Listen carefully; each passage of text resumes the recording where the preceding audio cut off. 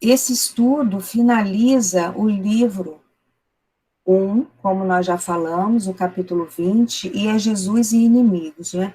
Então, nós já desfilamos neste capítulo por muitos temas importantes, né, que todas nós fomos trazendo, temas muito atuais, né, temas que falam de alegria, de repouso, de coragem, de honra, temas que falam de posses, de tormentos, né, de insegurança, sofrimentos, né, o último tema da semana passada foi ingratidão.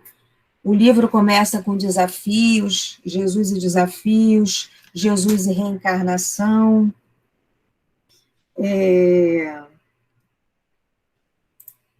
Então, já passamos por muitos temas, né? E Joana finaliza o livro, número 1, Jesus e Atualidade, com Jesus e Inimigos. Né? E isso nos faz pensar, né? Porque Joana não colocou Jesus e os inimigos, ela colocou amplamente Jesus e inimigos. Então fica amplo. Que inimigos, então, que Joana está se referindo? E a gente vai entender um pouco melhor isso. Né? E como eu gosto de colocar, para a gente ficar assim mais ou menos organizado, né? Isso me organiza muito. Que partes são essas que nós vamos passear pelo capítulo? Então, a parte 1 os inimigos externos e internos.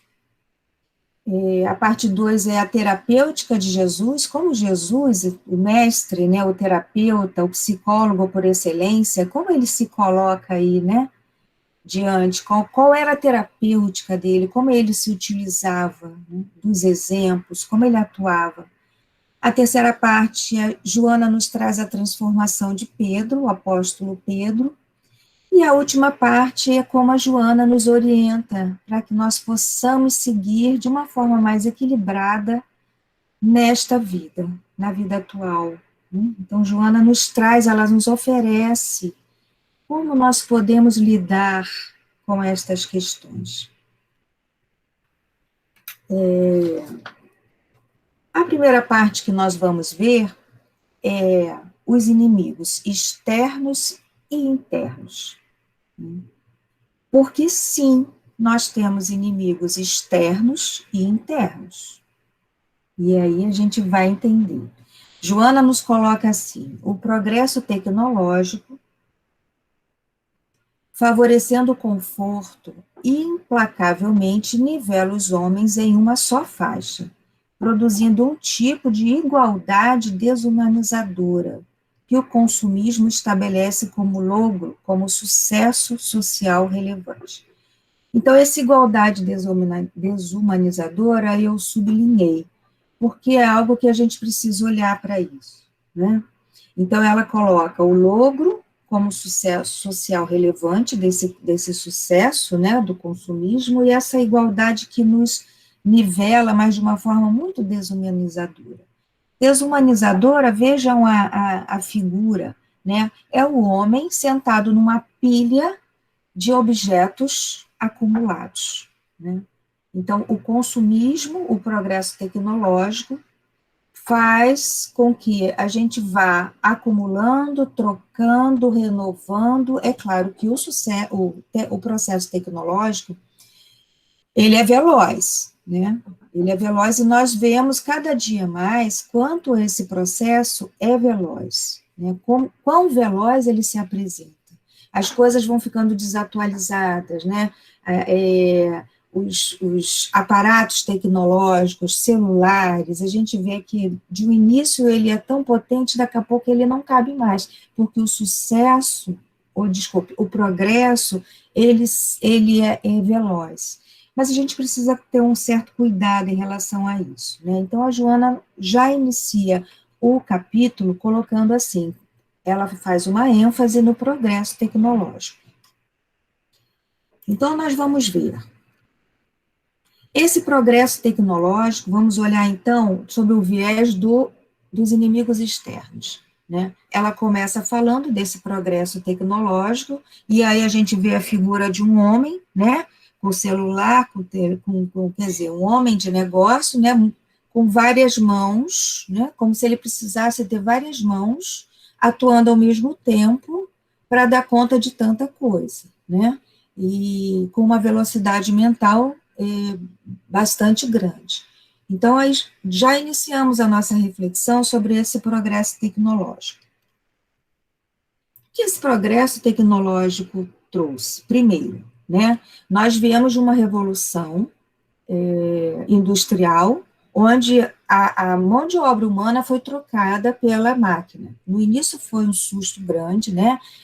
Naquela época, havia-se um medo do homem ser descartado e não ser mais usado, né? Aos poucos, a gente foi observando que a revolução industrial era necessária, assim como todo o progresso planetário é necessário, né?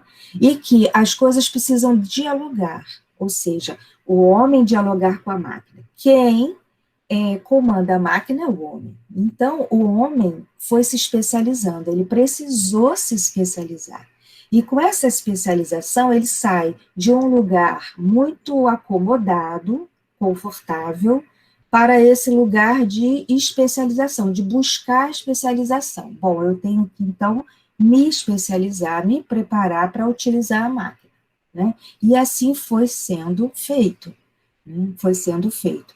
E a gente pensa, as tarefas, né, os trabalhos, eles não podem ser os mesmos a vida inteira, porque senão a gente ficaria paralisado, né? Vocês vejam hoje, né, no tempo atual que nós encontramos, que nós nos encontramos, né, em tempos de pandemia, quanta gente teve que aprender, eu também, a lidar com tantas plataformas diferentes de apresentação, né? Todos nós tivemos que sair do nosso modo confortável e acomodado e nos aventurar, né, por essas novidades que eram impostas para o mundo atual. Então, guardadas as devidas proporções, estamos atravessando uma transição também tecnológica de avanço, onde nós somos convocados a nos especializarmos, né? Mas o que acontece? Né? Esses indivíduos, como máquinas, o que foram buscar especializações, né, e que é óbvio, mas em toda especialização, a gente não pode simplesmente atuar sem uma reflexão, porque nós somos humanos, né? Nós somos seres humanos, raça hominal, e nós temos o nosso aparato tecnológico que precisa funcionar, o nosso aparato mental precisa funcionar. Então, assim, quanto essa atitude, essa atividade cotidiana, quanto uma atividade, trazemos para a reflexão atual, quanto uma atividade cotidiana pode nos colocar como autômatos. Autômatos. Nós sabemos que o nosso cérebro, ele cria caminhos, né? A partir do momento que a gente vai aprendendo uma coisa, ele cria caminhos neurológicos e que não mais precisamos seguir por aquele caminho de uma forma muito reflexiva, porque senão nosso cérebro não daria conta. Mas a gente não pode abrir mão da reflexão.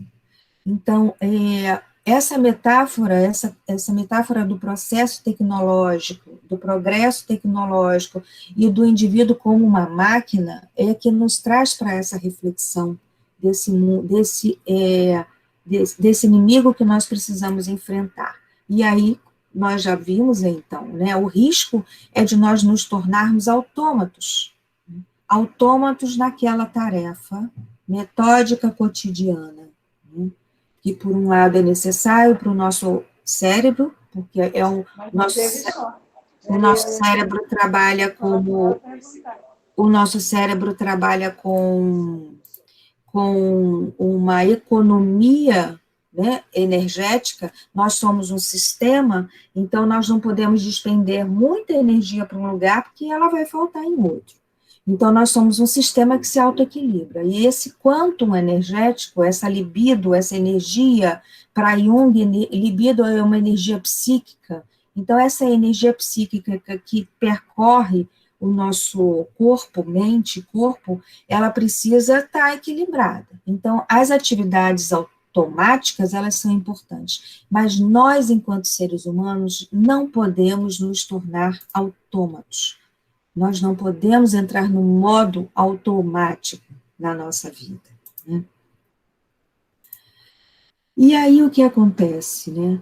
O ser humano, nessa busca de progresso que Joana traz, nessa busca de progresso com o logro, com o objetivo de ter sucesso social, cultural, financeiro, ele começa a agir como máquina.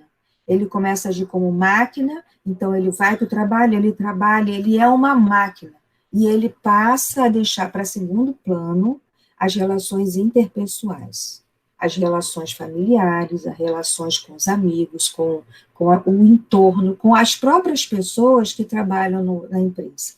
Então, esse indivíduo, ele passa a assumir um status de máquina, de autômato, né? E ele quer o quê? O imediatismo. Porque quanto mais a gente se volta para o externo, mais a gente quer resultados, como se há uma lacuna grande internamente, e a gente precisa o quê?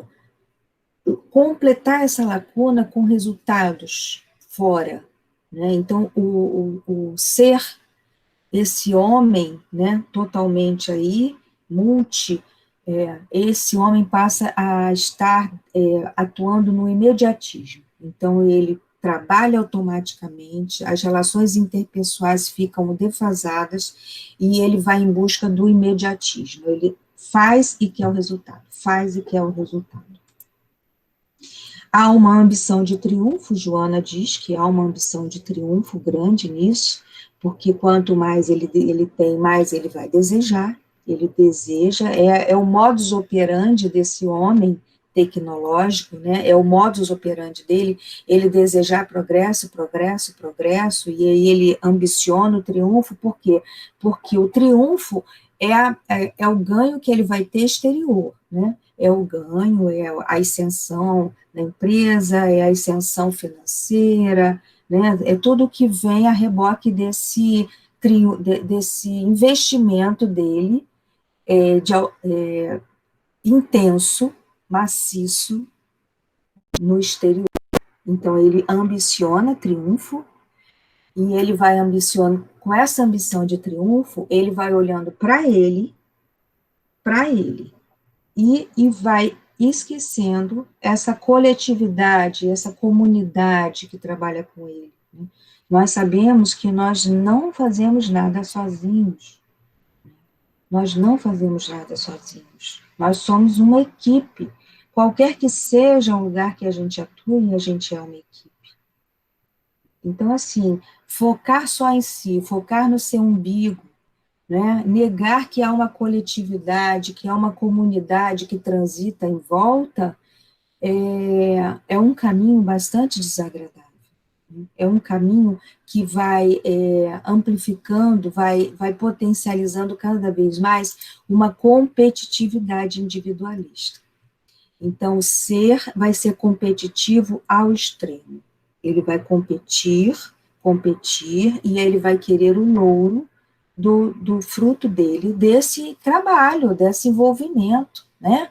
Afinal, eu trabalho para isso, né? Eu chego, 8 horas, antes das 8 eu estou lá, né? E só saio às 20 horas, né? Então, assim, é como se lhe coubesse, e o investimento que ele faz é todo aí, né? O investimento que ele faz é todo nesse externo.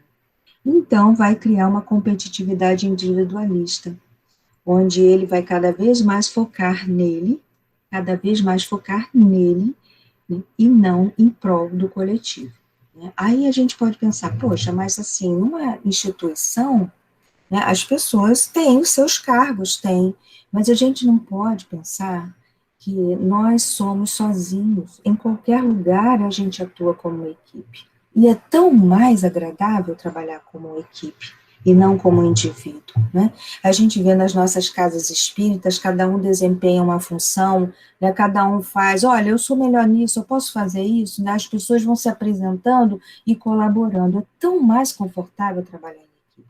E no mundo atual, nesse mundo que se apresenta, né? É, pré planeta novo, né? Planeta de regeneração, nesse mundo que se apresenta pré, né, nessa transição que nós estamos, a gente está vendo que nós precisamos cada vez mais trabalhar em equipe, né? Sozinhos não somos ninguém. Então, esse homem aí, que ele está voltado para o externo, ele está ligado somente numa competitividade individualista, somente. Né? E o outro passa a ser o seu adversário. E vejam quanto desagradável é isso e quanto isso provoca tantas emoções aflitas, né, aflitivas, porque encarar o outro como um adversário que a qualquer momento vai lhe tirar o lugar, gente, ninguém tem mais sossego com isso, não é? Então, assim, por quê? Porque ele não sabe quem ele é. Ele não sabe a capacidade dele, ele não sabe as potências que ele traz, ele não sabe quem ele é. Né? Então, assim, veja, a Joana começa esse capítulo falando do progresso tecnológico, e que nós vimos que é super importante, mas nós vimos que nós não podemos ficar focados nesse mundo externo de produtividade automatizada, imediatista, competitiva, né, ambicionando o triunfo a toda prova. Então, já é uma reflexão bastante importante, né, do como nós vamos seguir adiante nesse mundo de regeneração. O que esse mundo de regeneração precisa e espera de nós, né?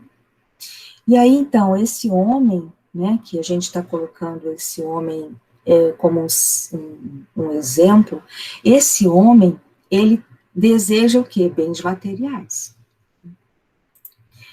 Acúmulo de coisas. Então, vejam, ele trabalha para obter o que ele julga necessário. Cláudia, ok. Né? A Joana nos diz que ter bens, não ter alguma coisa, ter, né, não é nada, não, Joana nunca nos recriminou em relação a isso. O que ela nos alerta é o bom uso disso. Né? Se nós vivemos para isso, ou se isso faz parte da nossa vida para o encontro do equilíbrio, para o que de fato nós somos, né? Humanos e não desumanos. Sim. Então, assim, bens materiais, sim. Acúmulos demasiados, cuidado. Né? Trabalhar só para isso, cuidado, porque a vida não é só isso. Né? Então, esse homem, ele vai desejar acumular coisas. Né? E nós vemos que o acumulador, né, aquele transtorno do acumulador, é porque ele precisa de segurança, né? E aí desenvolve até um transtorno. A gente, de vez em quando, a gente vê em reportagens a pessoa entram na casa da pessoa e a pessoa nem consegue se mover ali dentro de tantos objetos e lixo e tudo que ela não jogou fora, ela está ali, porque aquilo ali a constitui, ela tem segurança com aquilo tudo. Então, acumular coisas e ter coisas demais é, não é o caminho. E esse homem que nós pegamos como exemplo, que agora tem uma mulher aí com muitas, né, coisas na cabeça, ele deseja o quê? Acumular. Ele está no modus operandi de quê? Do ter. Então, ele quer acumular coisas, né? Ele acumula coisas. Quando se acumula coisas, o que acontece? A energia para ali. Por quê? Porque você está colocando energia numa coisa inanimada, né? Uma coisa que não te traz essa via de mão dupla, essa relação que nós precisamos ter. Então, essa pessoa que acumula muita coisa, ela está no modo de energia parada. não tem um fluxo de energia bom, né, que circula, não tem. Então, ela tem uma energia parada, que pode estar muito mal dimensionada, porque ela está no modo operandi do ter, modus operandi do ter. Então, e aí vem, o que acontece? Essa pessoa que deseja ter muita coisa, e veja assim, tem imóveis, tem tributos, né? Tem carros, tem impostos, tem muita coisa. Como ela angaria preocupações? Porque, assim, o ter precisa ser alimentado, né? Como se fosse um animalzinho, né? Como se fosse alguém que precisa alimento, e é um alimento, no caso não é do animalzinho, mas esses objetos acumulados, eles se tornam alimentos vorazes, né? Necessidade de alimentação voraz. Por quê? Porque como se fossem várias boquinhas, né, solicitando, paga isso, paga IPTU, paga IPVA, paga não sei o quê, paga, né, cartão de crédito, né, quer dizer, olha só, aí o homem ascende e ele sai de um lugar e vai morar em outro, né, e ele fica assustado porque ele tem que pagar aquela prestação. Então, vejam, esse modus operandi do ter, quanto de energia que nos rouba, não é? As despesas aumentam, né? O tempo de trabalho também aumenta, porque agora ele tem que trabalhar mais e ele não pode pestanejar, porque Deus me livre de perder aquele lugar no trabalho, porque ele tem muitas boquinhas para alimentar, essas boquinhas vorazes que eu falei, né? E o que acontece? Muitas vezes ele acaba se isolando cada vez mais. Ele vai se isolando porque a vida dele é trabalho, trabalho. Chega em casa à tarde, não se relaciona com a família, né? Não passa, não vive momentos importantes com a família, não vive momentos importantes com o amigo, chega atrasado nas reuniões. Cadê fulano? Ainda não chegou, deve estar trabalhando. Então, não chega nos aniversários na hora, não vai aos encontros, às festividades na escola, não chega atrasado na formatura dos alunos, dos filhos, porque não pôde sair antes de uma reunião importante e pegou um trânsito, só chegou naquela hora, na hora do final. Então, assim, são exemplos que a gente traz, né? E, assim, a dinâmica familiar, ela vai se ajustando, né? Porque, assim, vai se acostumando à ausência daquela pessoa, né? Aquela pessoa vai ficando ausente e a dinâmica vai se acostumando. A família vai jantando sem a pessoa, a mãe vai ocupando os dois lugares, a mulher se sente solitária. Isso eu estou falando do homem, mas da mulher também, né? A mulher que foi para o mercado de trabalho e tem que ocupar dupla, tripla jornada, né? Ela se ausenta também, né? Delega para as pessoas que trabalham naquela residência o lugar dela, né? E isso a gente viu agora na pandemia, quantas pessoas tiveram que ficar em casa, né? As babás, né? As pessoas que trabalhavam não vieram mais, e quanto ela teve que voltar, aquela mãe e aquele pai tiveram que voltar a assumir aquele lugar que fazia tempo que não assumiam, né? Fazia muito tempo. Então, veja, toda crise tem uma coisa muito boa também, né? Toda crise, a palavra crise é sinônimo de oportunidade. Toda crise dá a oportunidade da gente mudar em alguma coisa que precisa. Então, vejam, esse homem passa a ficar isolado nele mesmo, né? E aqueles pensamentos, eu faço isso para minha família, né? Eu preciso fazer, ou eu não tive isso e agora eu tenho que dar para os meus filhos, né? Então, ninguém sabe o que eu passo, vocês não sabem o que eu passo, ninguém me entende, né? Ele vai ficando no isolamento e esses pensamentos que começam a circular pela mente dele são muito perigosos. A gente sabe que o nosso aparato mental é perigosíssimo, porque a gente começa com pensamento e aí encadeia outro, encadeia outro, encadeia outro, e daqui a pouco ele está lá embaixo. E aí o que nós temos que fazer? Opa, volta, chegou, acabou, parou, né? Então esse homem que ele está isolado, essa pessoa que está isolada nessa dessas circunstâncias do ter, né, a gente está falando das circunstâncias do ter, essa pessoa fica num grau de isolamento, e ela fica com um peso muito grande, ela se sente solitária, né, ela cria uma grande ansiedade, porque ela tem que dar conta de tudo aquilo, né, ela tem que dar conta de tudo aquilo, ela fica muito ansiosa, ela tem medo de perder a posição que ela ocupa, porque aí sim, como eu falei, tem aquelas boquinhas vorazes dos vários IPTUs, vários IPVAs, várias despesas do cartão de crédito, que ela tem que alimentar, né? Então, cria um grau de ansiedade muito grande, né? E a ansiedade, a gente sabe que é aquela pessoa que vive no momento seguinte. A ansiedade é quando você quer controlar o momento seguinte. E a gente sabe que a gente não controla o momento seguinte. E o que acontece? A gente fica ansioso, né? Pela nossa impotência de controlar o momento seguinte. Então, o ansioso, ele está sempre no momento seguinte, pensando, mas como vai ser se? Como vai ser se o ansioso trabalha assim? E aí isso causa uma grande exaustão. Exaustão emocional, exaustão do aparato mental, né? Exaustão do ser em si. Né? Esse ego, ele fica exausto, exaurido, cansado, esgotado, porque tem muitas horas de trabalho, porque ele se sente solitário, porque ninguém entende ele, porque ele está muito sozinho, não é? Ele não tem tempo para nada, então ele se sente exausto, exausto. Ele se afasta da família, como nós já falamos, né? Porque ele vive nesse enclausuramento de preocupações, de trabalho, né? De preocupações, porque ele é o mantenedor, muitas vezes, né? Mas hoje em dia sempre tem o outro lado que divide, mas o homem, infelizmente, ainda tem esse pensamento de que ele é o provedor e só ele, e quando o homem não está trabalhando, ele se sente muito mal, não é?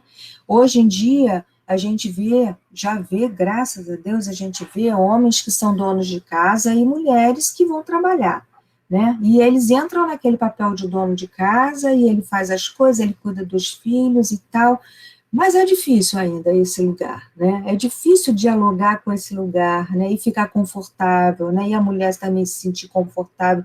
A gente vê exemplos aí, de vez em quando fazem uma reportagem sobre isso, e é um grande exemplo para seguir, né? Mas, enfim, esse homem fica nesse afastamento, né? E aí ele quer o quê? Ele busca e deseja deixar uma herança material. É herança material que ele vai desejar. Gente, mas nós estamos nesta vida para deixar heranças materiais? Ou nós estamos aqui hoje para vivermos a herança que trazemos enquanto espírito e deixarmos de herança bons exemplos? Deixarmos de herança para aqueles que ficam, como lidar melhor com situações, como ser equilibrado, melhor equilibrado, porque assim 100% ninguém é, né? Também não podemos exigir a perfeição, isso não existe. Mas nós temos que deixar que tipo de herança? Se esse exemplo aqui trabalha para deixar heranças materiais, ele vai sair esvaziado dessa vida, ele não vai ter deixado outras heranças, que não são as materiais, né? São heranças de exemplo, são heranças de histórias, são heranças de comportamento mais adequado, mais equilibrado. Que tipo de herança, então, nós queremos deixar para os nossos descendentes, para os nossos amigos, né? Exemplos de comportamento para os nossos amigos.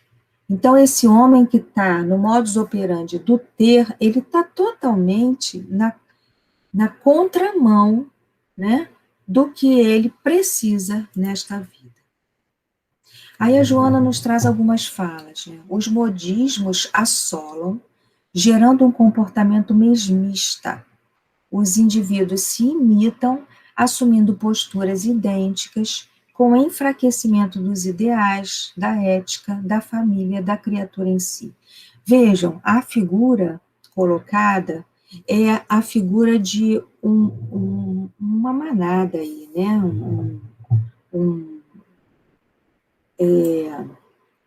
Vou aumentar para vocês, acho que assim fica melhor. É uma imagem de gado, né? Gado, né? Assim, indistintos, né? Indistintos, né? É um rebanho ali. E esses modismos que a Joana nos traz, eles fazem isso, né? Eles fazem com que a pessoa siga um comportamento mesmista, né? Os indivíduos passam a se imitar, assumem posturas idênticas, e aí vão enfraquecendo o quê? A sua ética pessoal. Vão enfraquecendo os seus ideais, né? Vão enfraquecendo-se, vão se esquecendo do que vieram, de quem são, né? Que são seres luminosos, né? Ainda carregando sombra, mas a caminho da luz. Vão se esquecendo que a vida é muito mais do que repetir, do que ser autômato. Vão se esquecendo de tantas coisas, né? E a Joana nos ressalta isso, né? Esse comportamento mesmista, né? E a gente vê assim de tempos em tempos, né? É claro que um exemplo, às vezes despontam exemplos, e assim, quando a gente vê algo muito interessante, a gente, o que faz? A gente deseja ser como aquilo, e a gente acaba imitando, né? Mas há que se ter muito cuidado, porque a gente pode imitar alguém que está vazio e que só tem uma capa bonita, né? Então, para que a gente perceba de fato se a gente está imitando e seguindo um exemplo bacana, traz para si e veja, de fato, o que aquela pessoa faz, como ela é, tem a ver comigo, com a minha essência, né? O que está me atraindo nela é bom para mim, né? Então, essas são reflexões que a gente traz para que a gente não repita por repetir, porque senão a gente vai ficar como um rebanho de gado, né? Indistinto nessa massa, né? E nós precisamos ter cada vez mais o exercício da nossa ética pessoal, da nossa ética moral, de quem somos, para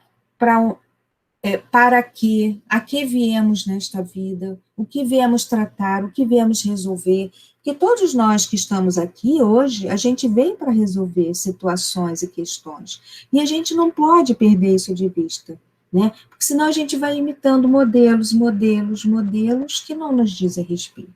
Houve uma época que todas as mulheres estavam de cabelo liso, né? Escova permanente, né? Não estou lembrada mais como é o nome, né? Escova permanente. Então, todas as mulheres eram iguais, né? Cabelos alisados, loura, né? Que modismo é esse? Oh, desculpe. Esse é o modismo que eu quero para mim? Né? Se eu quero, beleza, se eu me sinto bem, se isso é uma coisa interessante. Então, vejam, cuidado quando a gente repete um comportamento de outra pessoa, porque essa pessoa pode estar perdida também, né? E a Joana nos diz, multiplicam-se aqueles que se apresentam originais, eu sublinhei aí, já não surpreendendo pelo exotismo e desprezo a tudo e a todos, denominados como reacionários por protestos de imediato aceitos, imitados e absorvidos, logo passada a novidade. Então, logo passada a novidade, eles são absorvidos.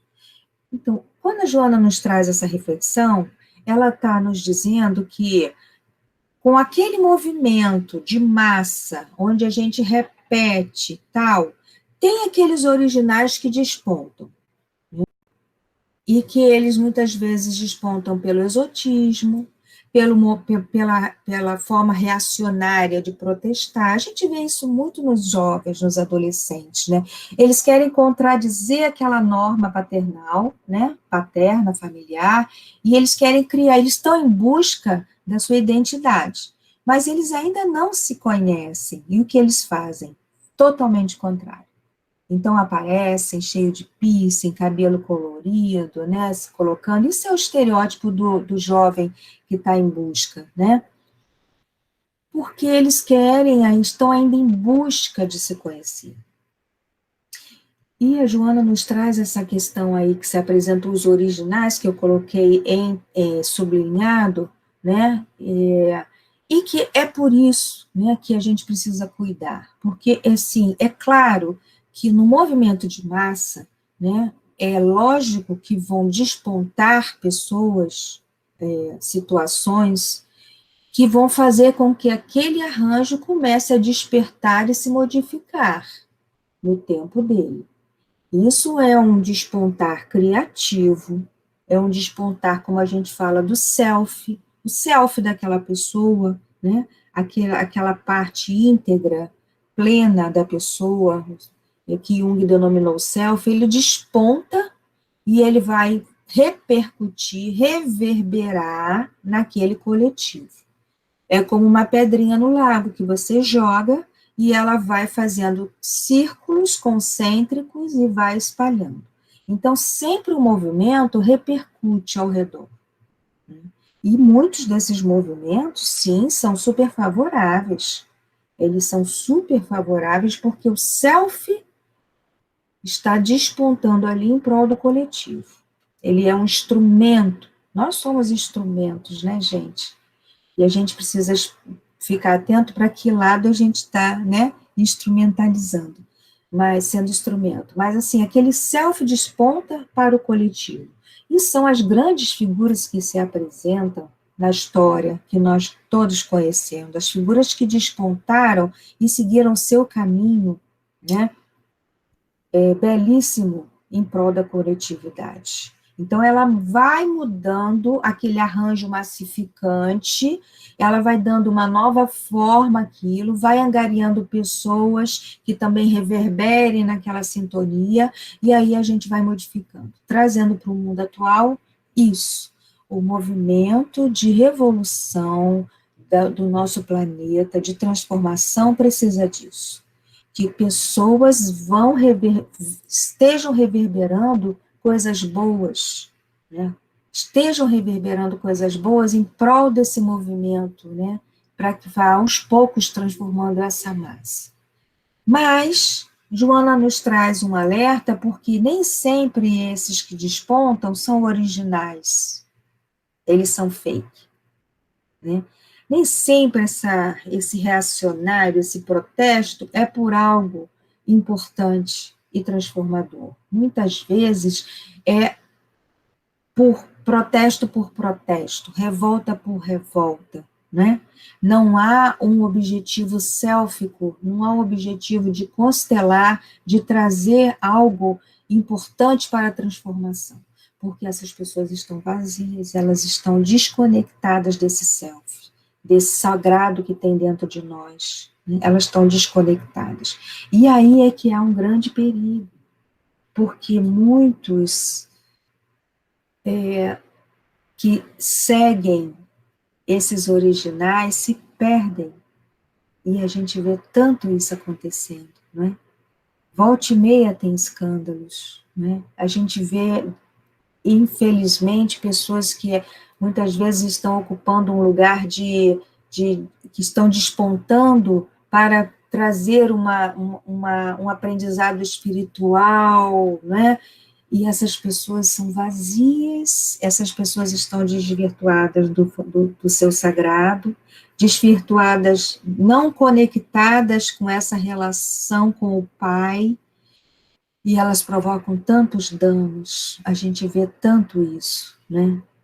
Jovens que seguem gurus, e depois veem quão desconectado estava aquele guru do Pai, da espiritualidade amiga, quão desconectado.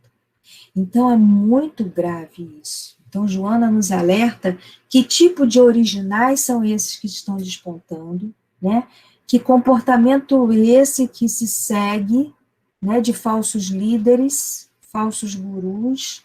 Olha o cuidado que temos que ter com isso, né?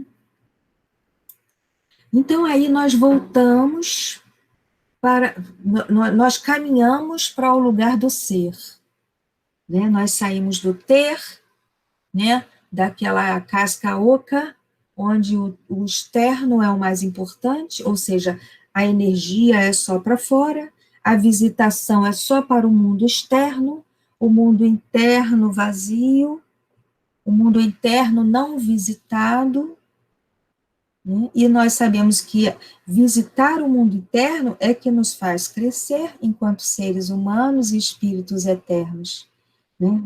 O mundo externo está aí para ser utilizado com comedimento em prol do progresso. Mas o mundo interno não pode ser abandonado. Então, nós caminhamos agora para olhar esse mundo interno do ser. Esse ser que se ignorou internamente, vejam, né? Nesse espelho ele abraça a sombra dele, né? E a gente sabe que em sombra, no conceito de Jung, sombra é tudo aquilo que a gente não quer ver ou tudo aquilo que a gente desconhece enquanto potencialidade. Então, quando esse ser ignora-se internamente, ele deixa de olhar aquilo que ele precisa olhar, que são as feridas que ele traz nessa vida, e ele precisa olhar as suas potencialidades, né? A sua vocação para esta vida, colocar em ação essa vocação, né? Hillman nos fala, semente do carvalho, colocar essa vocação em ação, da semente, né? Então, esse ser, ele se ignorou internamente, porque ele tinha medo de se autoenfrentar, de autoenfrentar-se, né? Porque sim, gente, há muito medo de autoenfrentar-se, né? Ninguém gosta de ver as suas feridas, né? Os seus lugares sombrios, os seus lugares de dores. Ninguém gosta de ficar pensando, eu vim nessa vida para resolver essa coisa aí, mas eu não gosto. Eu vi nessa vida, quer dizer, a gente veio para várias coisas, né? Mas vamos pensar, eu vim para nessa vida para viver melhor a relação com fulano, mas eu não suporto fulano, a pessoa pode dizer, mas ela está na família com ela, e aí?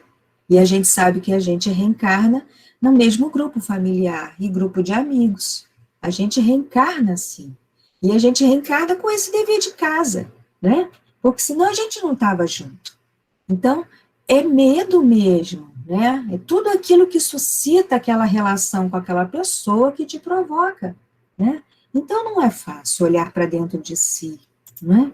Tem as marcas do passado, tem marcas da infância, marcas sérias de infância, né?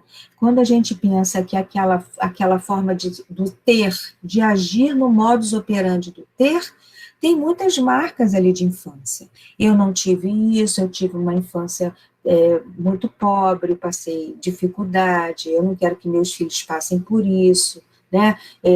Tem muitas feridas emocionais que a pessoa teve, não foi vista, ou se foi vista, não foi vista da forma como ela acha que ela gostaria de ter sido visto, porque tem isso, né? Os nossos pais deram aquilo que eles conseguiram dar para a gente, o que eles podem dar para a gente.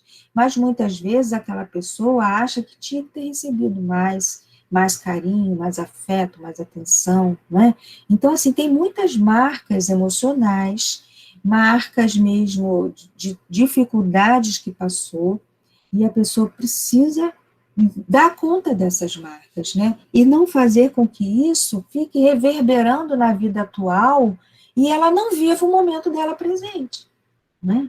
E tem marcas que a gente sabe que são de outras vidas também, e que elas aparecem naquele momento. Momentos muito aflitivos que a gente pode ter vivido no passado, momentos de muita angústia, de muito medo, né? De muita dor, de momentos de abandono, e eles aparecem como marcas nesta vida atual para a gente dar conta.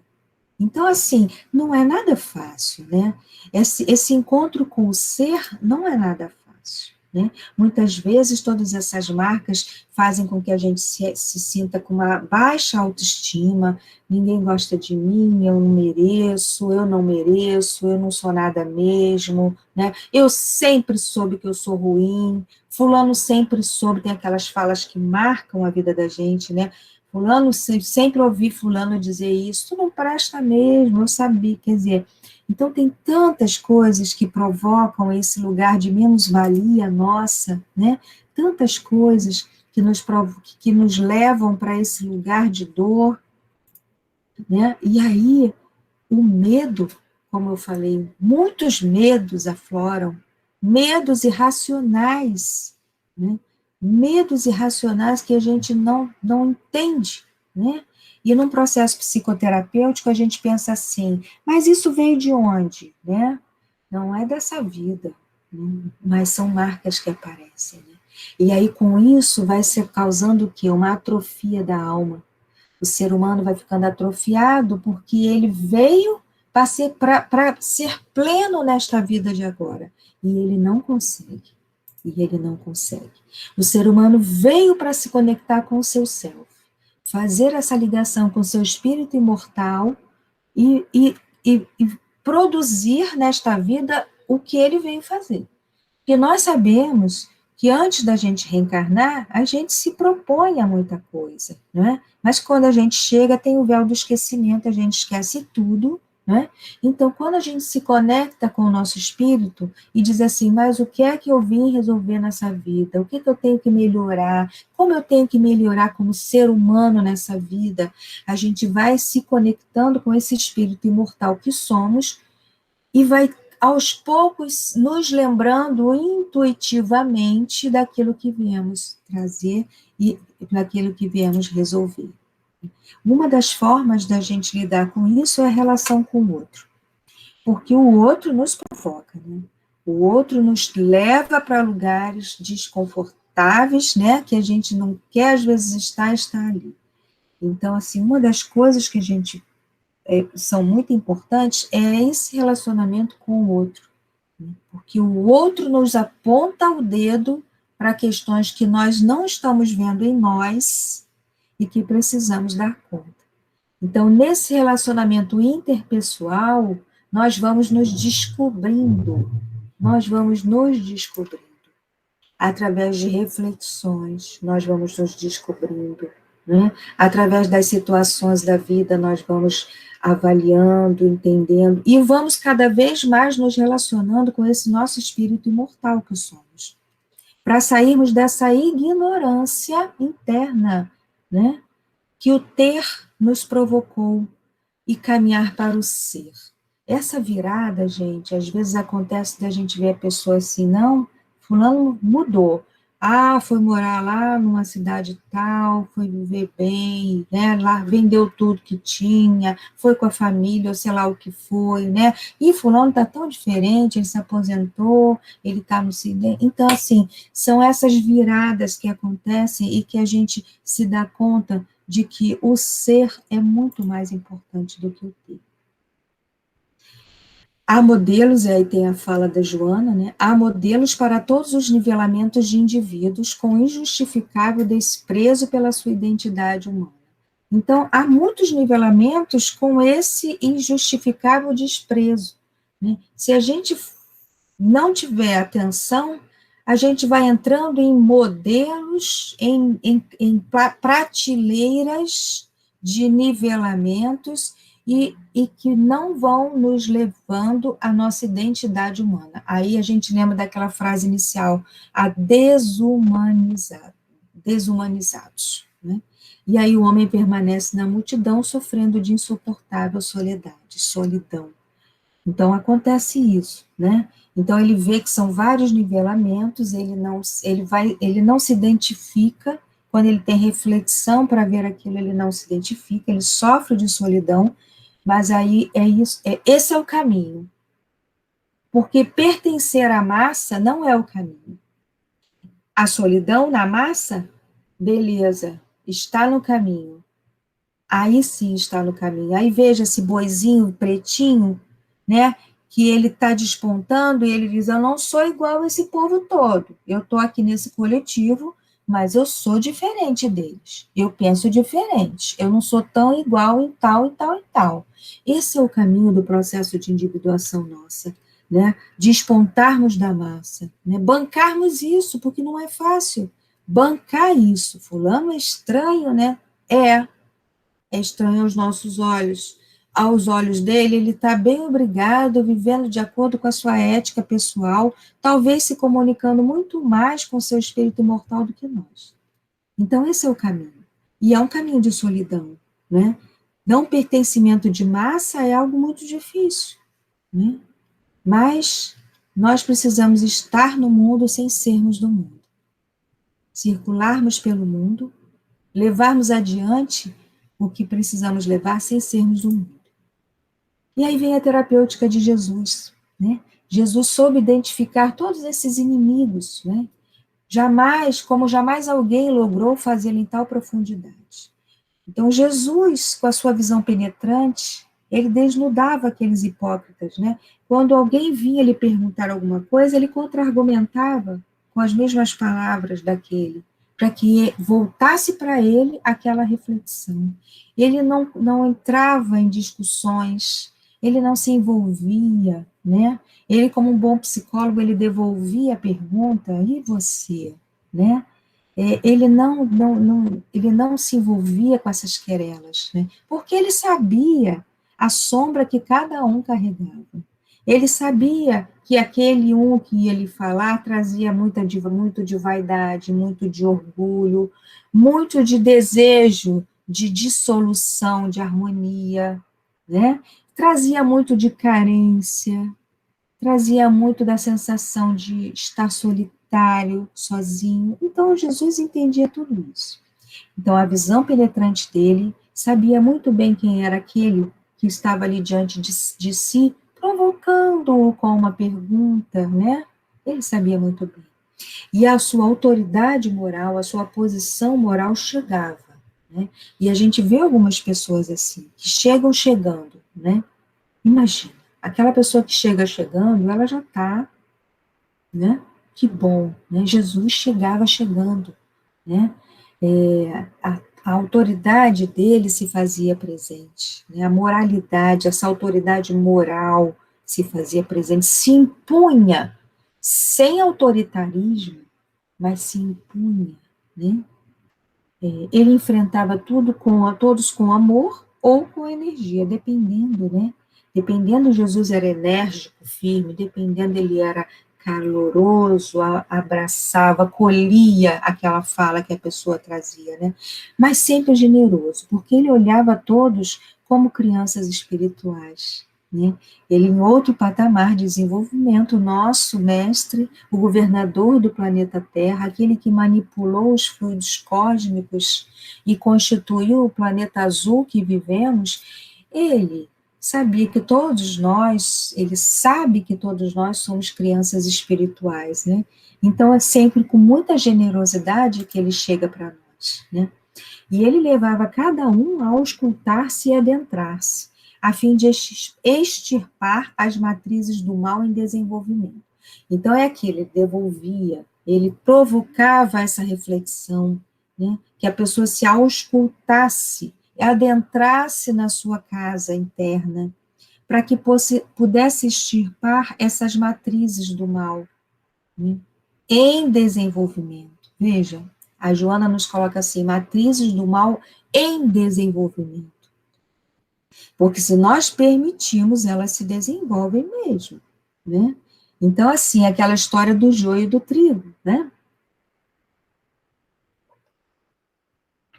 Que crescem juntos, e precisa se observar bem quem é o joio, quem é o trigo, e ceifar na hora certa, para evitar o desenvolvimento, né? Ele estimulava o crescimento pessoal, desarticulando os mecanismos mentais e sociais que conspiravam para a decadência geral. Ele estimulava esse crescimento pessoal para desarticular todos esses mecanismos mentais e sociais, porque tem um inconsciente coletivo atuando forte ali, né? que conspiravam para a decadência geral, pela queda do nível cultural e emocional que deve constituir a base da sociedade. E aí a gente vê quanto, às vezes, em frases, né? Às vezes você está numa reunião de amigos e tal, e alguém fala assim uma coisa que destoa daquela sintonia energética que está pairando, uma brincadeira sem graça, ou uma fala que expõe uma pessoa que está ali, ou aquele mau hábito de falar mal de alguém que não está presente, né? Então a gente fique atento a isso, porque isso é esse mecanismo, né, que conspira para a decadência geral, porque é uma sementinha plantada ali, aí o outro ri, né? Aí o outro, para não ficar fora nesse pertencimento do grupo, ele também ressoa, pronto. Aquela sintonia elevada de uma conversa saudável, de uma troca afetiva saudável, cai. Aí eu gosto de falar que ao invés da gente estar vibrando FM, a gente está vibrando AM, né? Olha a diferença.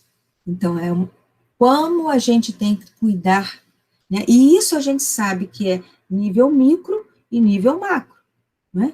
Nós temos um grupo, nós temos a família, nós temos a sociedade toda, né?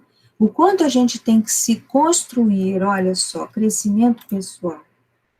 E a Joana diz, os inimigos mais cruéis, todavia, permanecem no imo, no íntimo das próprias criaturas, que os vitalizam com o orgulho, o egoísmo e o disfarce da acomodação social aparente. Então, são inimigos cruéis que nós temos que dar conta. Ninguém pode fazer esse trabalho por nós, só nós. Vamos caminhando, a hora está acelerada, né? E aí nós vamos falar da parte 3 da transformação de Pedro, né? E a Joana nos diz assim, em a negativa de Pedro, 3 vezes repetida, a respeito do amigo Jesus, temos uma lição de grande magnitude, porquanto tão logo ele veio a cair em si, chorou amargamente.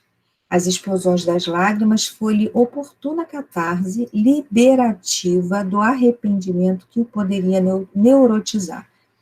E ela traz esse exemplo comparando com Judas, né, que suicidou-se, porque ele não aguentou dentro de si com a culpa, ele não teve esse caminho da catarse liberativa através das lágrimas, do perdão, das lágrimas, né? Ele não teve esse caminho, e ele sucumbiu, né? Então, Joana nos coloca essa diferença de Pedro, que ele diz antes, que o galho cante 3 vezes, você vai me negar, Pedro, né? Porque Jesus sabia do interior que ainda existia essa sombra, esse medo, essa coisa dentro de Pedro, né? E ele sabia disso. Mas Pedro chorou amargamente quando ele o viu passar, ele chorou amargamente, né?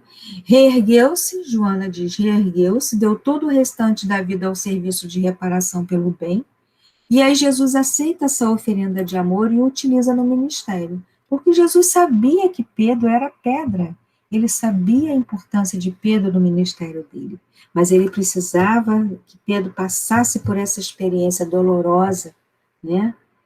Ele precisava passar por isso. E o mestre o conhecia, por isso anunciar ali a defecção, essa deserção que viria, as fragilidades, apontando-lhe os inimigos internos que deveria combater. Porque uma vez que Jesus faz isso, e Pedro experimenta isso, Pedro lida com os inimigos internos, se fortalece e parte para a sua missão real. Aí sim, ele retoma, dá aquela virada na sua vida de apóstolos, né? E aí chegamos à parte final, onde Joana nos orienta, que nós temos inimigos invisíveis, sim, né? E ela diz, não temas enfrentar as suas sombras, esses inimigos que vigem em você, que vivem, que moram em você. Não tenhas medo destes adversários com os quais convives sem saber. Que esses cantos sombrios nossos, eu gosto de falar assim, são adversários que a gente desconhece, né? Mas a nossa consciência de espírito, né, esse reino de Deus dentro de nós, ele aponta quando algo está errado. Quando a gente faz algo que não caiu bem, não desceu para nós aquilo, não é? A gente diz, aí a gente faz como Pedro, chora, né, faz essa catarse, pede perdão, conversa com a pessoa e se libera. E aí a gente se libera daquela sombra que carregamos. Olha que interessante isso, né? Então não vamos ter medo desses adversários internos, né? Identifica-os um a um, desembaraçando-te logo após da pressão que exercem sobre ti. Então, assim, eu gostei desse outro postzinho que eu botei aqui. Vai. E se der medo, vai medo, com medo assim mesmo. Vai assim, enfrenta, confia, né? Confia. Joana nos fala dos inimigos externos, né? Permanece aberto à renovação, à diversidade, à tua identidade. Convive com todos do teu grupo social, mas preserva-te, sem seguir os modelos fabricados pelo consumismo devorador e neurotizante. Recupera a tua humanidade sendo tu mesmo. Então, ela diz, cuidado com esses chamados, cuidado com a propaganda, né, com essa mídia louca, cuidado, né, permanece aberta à renovação, mas mantém cuidado, preserva-te, né, fica com o olho aberto, reflete, né, avalia, né, então fica como aquele gadozinho pretinho no meio de um monte de branco, né, mantenha a sua reflexão sobre a situação, né, recupera a tua humanidade sendo tu mesmo. E aí ela diz, busca Jesus, sempre, né? Sempre devemos buscar Jesus como modelo, como mestre, como guia, né? Fortalece o ânimo e concentra-te em Jesus, a própria terapia atuante. Deixa que a tua emoção alcance. Então, veja, nesse quadrinho, Jesus conversando, né? É nesse encontro nosso com o mestre, né? Vamos imaginar nós sentados ali, dizendo, mestre, e agora? E agora? Como faço? E agora? Me ajuda. Né? Eu preciso ser diferente. Eu preciso agir de forma diferente. Eu preciso sentir de forma diferente. Né? Eu preciso entender isso. Né? Vamos nos imaginar sentados num banco com o mestre nos orientando.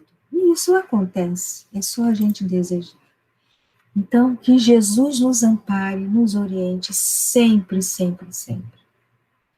Graças a Deus, agradecemos ao Pai queridíssimo, nosso amantíssimo Pai, que nos proporcionou a vida que temos hoje. Agradecemos ao nosso Mestre Jesus, que está conosco em todos os momentos deste planeta tão maravilhoso, deste planeta azul, que agora passa por uma revolução. Agradecemos a nossa querida benfeitora Joana de Ângeles, que nos traz todo esse aprendizado, que nos proporciona com os seus escritos esse mergulho em busca do ser integral. Agradecemos aos nossos anjos guardiães que estão conosco ali, firmes no propósito que assumiram de nos acompanhar nesta vida. Agradecemos a toda a falange amiga que está conosco diariamente, que está conosco nas nossas tarefas, nos nossos compromissos. Agradecemos aos benfeitores do planeta Terra que estão envolvidos no trabalho, no cuidado, com muito carinho, atuando firmes junto ao nosso Mestre Jesus, nestes momentos tão importantes que atravessamos. Agradecemos por todas as bênçãos que recebemos, agradecemos pelas bênçãos de hoje, agradecemos pela paz nos nossos corações. E assim, nos despedimos desta noite, rogando aos céus, graças a Deus.